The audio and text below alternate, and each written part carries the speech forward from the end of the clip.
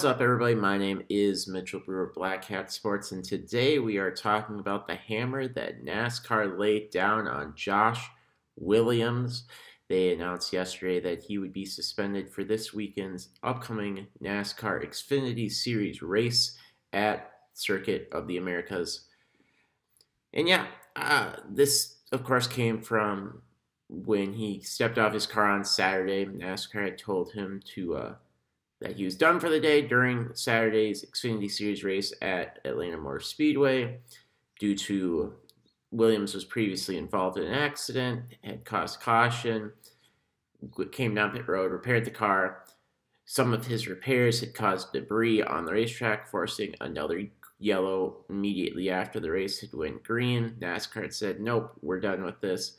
Williams' team was very upset because they in their opinion had never seen anything like this done, and Josh Williams took his anger and just straight up parked right on the start finish line, got out of his car, waved to the crowd, gave one of these to the TV cameras, and then proceeded to have to wait in the NASCAR hauler for, I think they said, like 2.5 hours, as he had to wait for the race to finish up and for the race officials to get down to the hauler to talk with him following the event,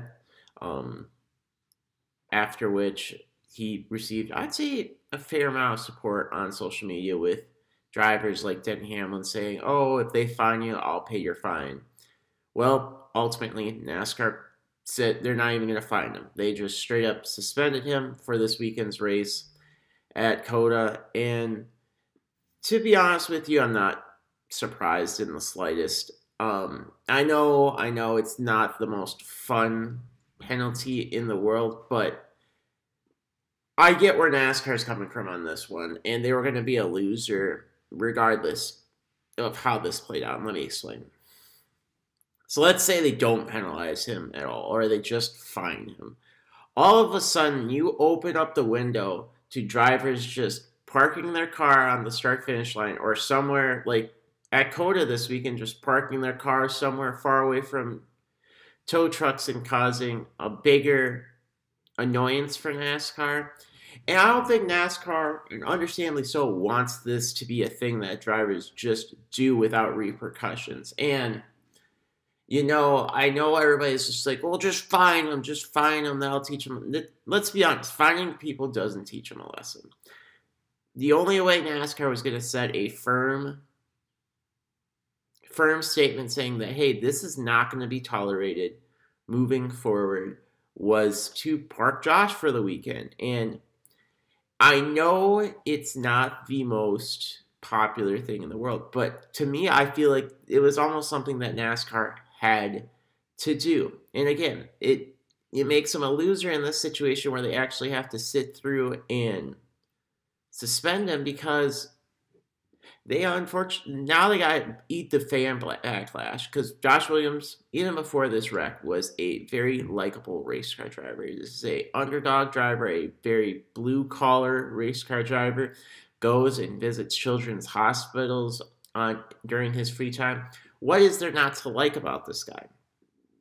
And of course, whenever somebody tells NASCAR off, like, it's going to get a large positive reaction from the fan base. Let's just face it. I mean, I feel like with any sport, and this isn't just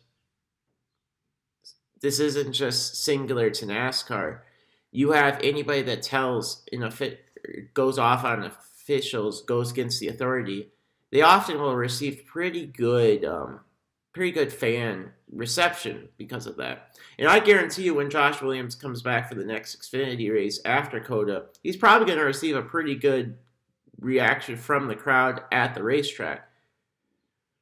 Again though, and this is why the entire time I figured he's probably getting parked at least a race. I was thinking he could even get more, just depending on how salty NASCAR is feeling.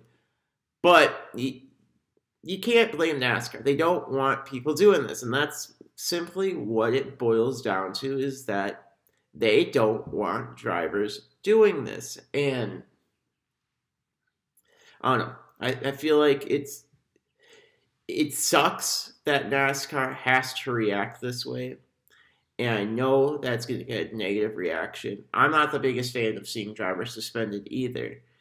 But at the end of the day, I think if you look at it without casting judgment on either side of the party, you can understand why NASCAR came to the decision that they made.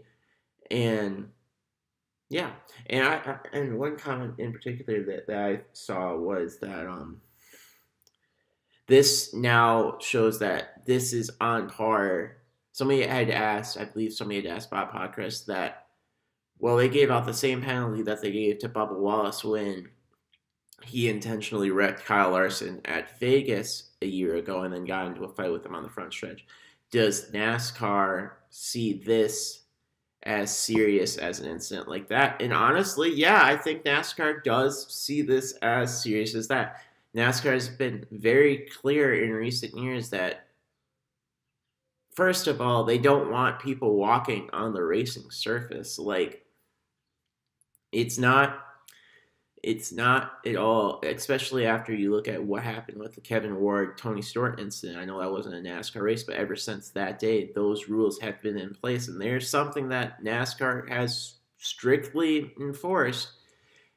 Josh walked across the live racing walked all the way across the live racing service, all the way back to the garage.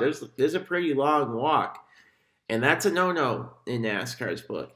And again, it just comes down to don't bite the hand that feeds you. Like, let's say you're at work and your boss makes you do something that you don't want to do, and instead of just doing it, you go in the middle of your workplace and you just start flipping birds so everybody can see. Yeah, you're probably gonna get punished for that. You might be getting sent home for a day. In that situation, you're probably getting fired. But hey, this is NASCAR.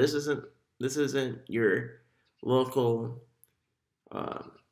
office cubicle. But yeah, my opinion, it's not at all a surprise. What do you guys think of this? And I know that the fan reception is probably going to be relatively negative. I know people didn't want him suspended. But if you didn't want him suspended, what, in your opinion, would you want a NASCAR to do? Do you think a fine would have really taught Josh Williams anything, especially with other drivers willing to pay it? Do you think maybe probation would have taught him anything? I'm generally curious what you guys think, and would love to see your comments in the comments section below. If you like this video, if you dislike this video, be sure to give it a thumbs up, subscribe here, and then follow us on Facebook at Black Cat Sports. I have been Mitchell Brewer. I hope you guys have a great rest of your day.